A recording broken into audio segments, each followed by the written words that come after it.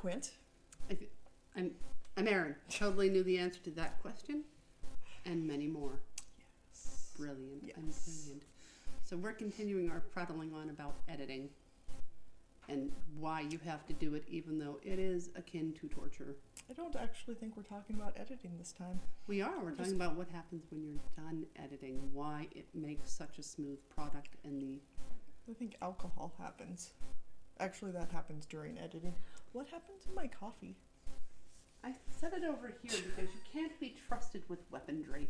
There now both hands are occupied. This isn't So going you to go can't well smack for me. me around. Well, yes, because we're going to do a dramatic reading. I mean, like, So dramatic. it'll be like enthralling listening to the dulcet tones of my voice softly. If I lulling had you any to sleep. talent, I'd actually like download and figure out sound effects and everything else. It's not going to happen. Now we spend all the money on the tree. Yeah. Our budget is not there. Let me check with our sponsors. Oh, yeah, don't have any. Not sponsored. Hashtag not sponsored because we have morals and not because nobody watches. That's some highfalutin morals. Soapbox over there. I would get on it, but then you'd see the fact I might not be wearing pants. Who knows? It's a mystery. Awkward. And when you haven't shaved your legs in like a year, do you really need pants? It's like built in. Is she lying? Isn't she? Nobody knows. All right. Well, we'll start out with the dramatic reading of Troubled Waters. Prologue. This is still a prologue, or is it like It's one? chapter It's one. chapter one? Hasn't been a prologue in like 4 years. Whatever. I'm in prologue in like 4 years. Teaching, you forgot homework. Nora's looking at me funny. Nobody likes a rat tail. I'm the youngest. I'm supposed to be ratting people out. All right, I'm going to start now into character. You're not on the list. Samantha Frost smiled polite rejection at him, chewing her bubblegum. Daniel Cruiser Stone stood in front of the two-tiered, burnished metal reception desk in the vast, highly polished, empty waiting room of one of the most prolific and deadly weapon designers in the world, Mr. Clarence Tyrell. All of that genius, power, and influence, and his gatekeeper looked like an overgrown Girl Scout, complete with pigtails sticking off either side of her head. It was the same hairdo his niece spent hours practicing on him when she was 8 and his hair was longer. At the ripe old age of 15, she'd outgrown that.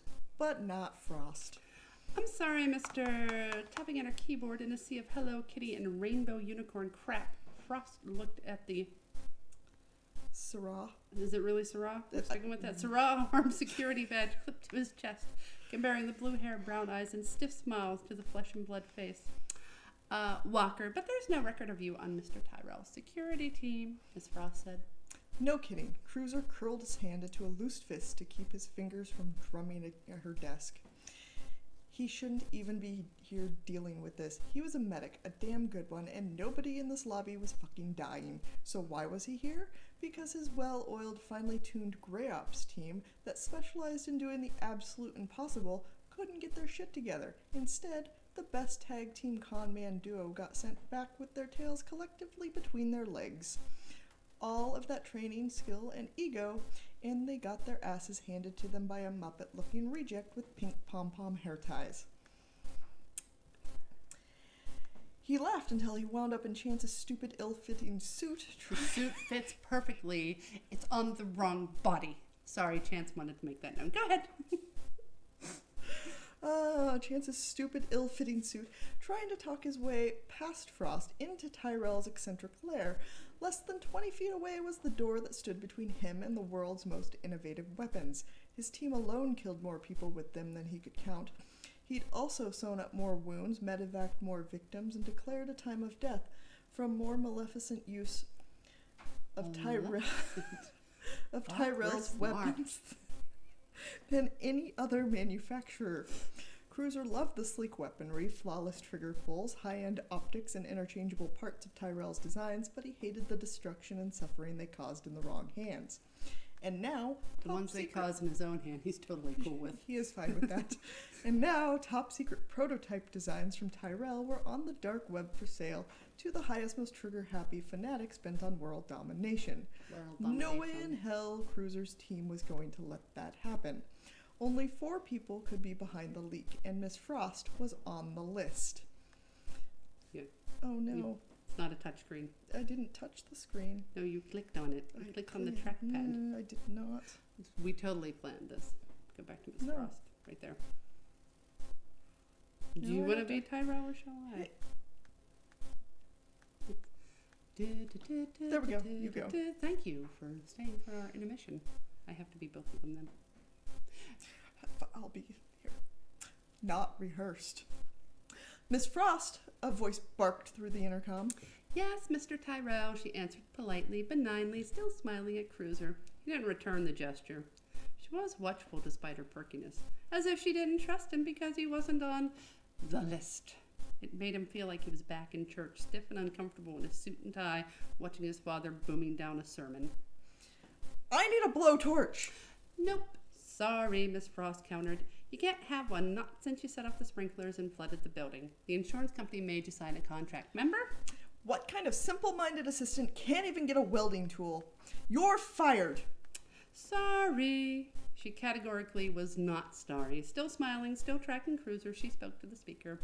You can't do that either. It's in my contract. Just use the cutters, and if that doesn't work, let me know. I'll get a welder. Ooh, and the cafeteria has banana pudding today. Silence. Cruiser couldn't see the intercom from where he was, but he'd bet Chance's borrowed Bugatti. A misunderstanding. Not stolen. That's where she glanced, waiting for Tyrell's reply. It didn't come. She refocused on Cruiser.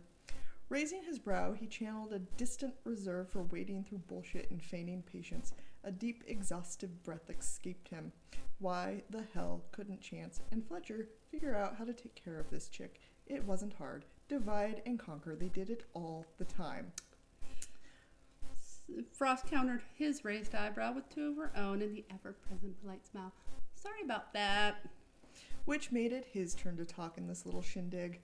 All right, I'm not on the list. I talked to Mr. Roach's HR man last night, and he said to report here for details. Roach, Tyrell's lead lawyer, was another suspect in the leak, like Tyrell himself. Cruiser shrugged like this whole thing was inconvenient to him, because it was. He should be at his niece's soccer game watching her kick fighting Wolverine ass, not dealing with a bubble-headed secretary and her demented genius boss.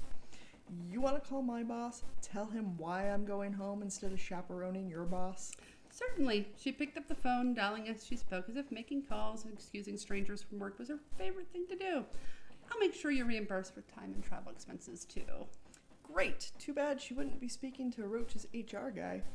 The team's electronics expert would reroute the call so Wolf, the unit lead, would intercept it, playing the much sought-after HR guy. Once Wolf corroborated Cruiser's story, everyone could move on with their lives and complete the job, which was get into the lab, get a copy of the designs, and find out what phase the H-29 hit the black market at. Simple, except it wasn't. A 3-man security detail marched from the far side of the lobby. The elevator button dinged. Why? The floor was restricted and guarded like Fort Knox during a riot. A 3-man security detail marched out of the private elevator. They looked exactly like their photos from the dossier Cruiser and his team read 2 days ago and prepped for the mission. Can I help you? Sam asked the men.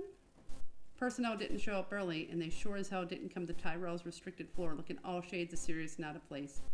Damn it. According to the duty roster Chance secured, none of them were supposed to be on ship for another 45 minutes. The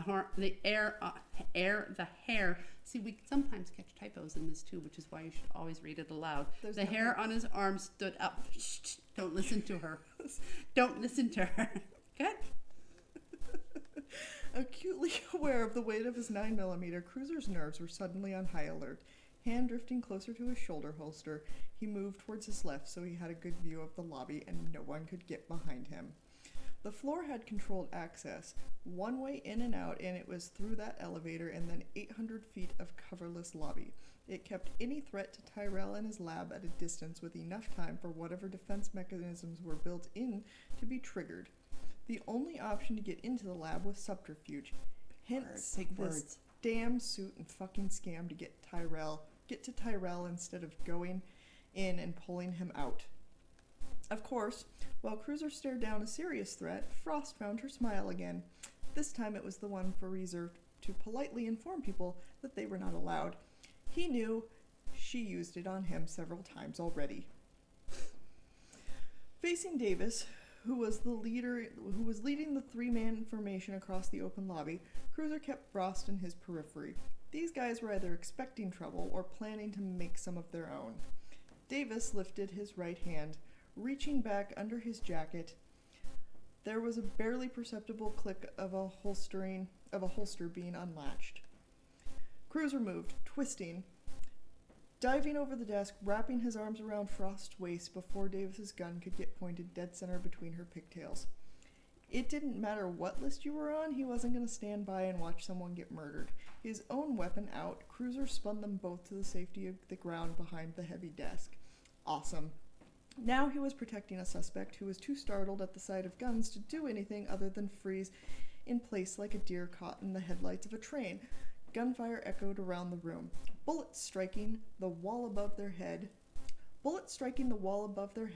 ricocheting their thunder and destruction over the lobby. Cruiser moved, scrambling to get his bearings. You need a touchscreen. Get his bearings as the smell of gunpowder filled the room. You broke it. Filled the room, smoke wafted up through the beams of the light that filtered through the upper story windows as an untenable full frontal assault waged. Something hard and shoved caught Cruiser in the ribs. Frost was elbowing. It was hitting him. For the love of God. Outnumbered, outgunned, and thanks to stupid fucking one-gun policy, he was now fighting her knobby elbows. Her knee caught him high on the thigh, and just shy of rendering him useless. What the hell was wrong with her? Knock it off, Cruiser growled, keeping Frost at an arm's distance, firing a blind shot over the desk to keep security back. He almost caught a throat punch. Yanking herself out of his grip, Cruiser narrowly missed catching an elbow to his face. Enough. Grabbing her blouse, he shoved her under the desk and out of his way and safe. Stay down! Rolling to his knees, he came up in time to see a head bobbing into his sightline. Cruiser pulled the trigger. Frost slammed her palm against the panic button on the inside of the desk. The bright office lights went out. Emergency lighting kicked on with a red strobe that flared one single wailing warning. Double-thick steel doors crashed down. The lab was locked down. Tyrell and his secrets were safe. They were fucked. Why would you do that? Cruiser yelled. God damn it. No one gets into the lab, Frost whispered. They were trapped with the Three Stooges militia. The only one in view was lying on the ground, bleeding from the stomach. The idiot raised his weapon. Cruiser fired, landing 2 shots dead center. The Two Stooges militia didn't have quite the same threat to it. It's locked down. Keep the girl alive, Davis shouted. Crap! Crouching beneath the desk, Frost's soft voice cut through the mayhem. Wolf, Cruiser yelled into the sleeve mic to his unit chief. I've got 2 on my 6. Moving sideways, covering Frost, he tried to get a line of sight on Davis. Where was that guy? Blinking at him like a mentally challenged llama who wasn't sure what to do but always had something to spit out, Frost whispered. There's a way out there. She pointed to a closet door. Seriously? A secret way out? That seemed far too simple. Did he fall into leprechaun land and onto a pot of gold? Pushing himself back up for a beat, he scanned the area. There was nobody in view. The rest of Cruiser's team would come in hot. 2, maybe 3 minutes, and in a blaze of glory and a few explosions, this would be wrapped up. Hey, Davis shouted from his hidey hole. I don't give a rat's ass about you, buddy. Give me the girl and you can walk. Right. Bullshit. Cruiser fought the urge to roll his eyes. How stupid did they think he was? Oh, pretty stupid. Cruiser heard movement. A muffled rustling of clothing gave them away as they tried to take soft, careful steps. These morons failed Stealth 101, but since he couldn't shoot both at once, it didn't matter. Stay where you are, Cruiser barked. Or what? A bullet zipped past him, tunneling into the wall a few feet above his head and showering them with granite. The entire floor has signal jamming. Nobody heard your call. Another shot thunked into the wall over his shoulder, the one furthest from Frost. Davis kept yapping. Now, I can kill you and take her, or you can hand her over. And I give you a head start to the door. You know, Davis, I'm liking you less and less. How much you want to bet I kill at least one of you jerk-offs before you take me out, and I'll damn sure be aiming for you.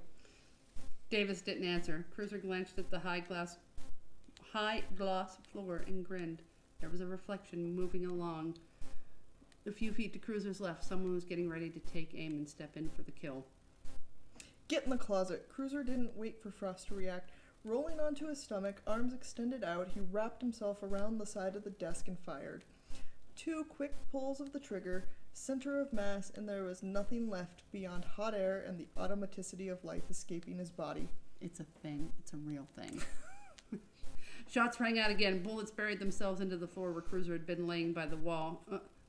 And the wall by the door he was trying to run to. Fuck him. Cruiser dove behind the safety of the desk again. Davis was too stupid to conserve his ammo and take one shot that would catch his target. Instead, he was wasting ammunition, missing and pissing Cruiser right the hell off. Indeed, from there. Listening past his own heavy breathing and his heartbeat pounding in his ears, Cruiser found the soft scuffle of feet and adrenaline-laden breathing of Davis. There he was. Moving, Cruiser popped up from behind the desk, launching himself into the closet, firing around to keep Davis back. Cruiser barely made it inside before Frost hit the close button and the door slammed shut with a solid pneumatic thud. That's it. That's the one that we have edited, I think, at least 7 times by this point. I love editing. Have I mentioned that? I don't know if I've mentioned that. But I do think it is much easier to track the action. We had a lot of names and positions before that weren't really needed. I think we get an idea why Cruiser is there. I love that we know why he went over the desk at Sam, even though Sam is not 100% sure about that. And I adore the fact she almost got a throat punch in on him. Throat punch and crotch shot. And he's still like, well, what's wrong with you? I don't know. Someone's shooting at me and a strange dude just shoved me under a desk. I'm a little Well, and I think tense. it very clearly comes across that Sam is she has no reason to trust him, and she is reacting appropriately, and him expecting her to just go along with things is very true to his character. Cruiser vision. Yes. And it's also why he gets into so many arguments, because God forbid you don't have his same exact perspective. Argument or fight? Both. Fight, Generally one leads to the other. I also like, why would you do that? Yeah. Actually, kind of my job. Like, no one gets in the lab. See, it's a thing. Yeah. What I do. It's not working for me at this moment. Oh, I'm so sad to hear that. Yes, But I'm not. I don't actually know what you're doing here in a gunfight. Yeah, and like totally trying to lie your face off to get into my boss's lab. Because, I caught you like 6 times. Yeah. You know what? You're not on the list. And that scam's totally not going to work because the list is only step 1. Yeah. Yeah. Yeah, it wasn't going to work anyways. But you were adorable for trying. I really liked the little casual disinterest. It was very nice. Cruiser's gonna rip Chance's suit. It's like, oh, this thing? Out the window. What did Chance do to you? First off, the suit doesn't fit. The suit fits fine if you have the right body. It's not his fault. You are too short First off, and too wide. you failed, and now I'm stuck in this situation. Really? dealing How'd with you this do? Crap. Because it looked like you failed too. Guess who's not a con artist? Guess Guess whose who job failed? isn't? Who got trapped in a closet after going down a slide with a little girl? Haven't gotten to that scene yet. Yes, but it's gonna be there. Touch that soup, find out. Yes. Actually, he would. Do you want to read Emery's scene? Mm-mm. No? Maybe in the next one. I think we're getting too long in this. No, I meant next video. I mean, we could do that, but we also have to talk about why we have him fucking and fighting. Oh, yeah, we should do that too. Alright, next video. Bye, guys. We'll be back in like 30 seconds.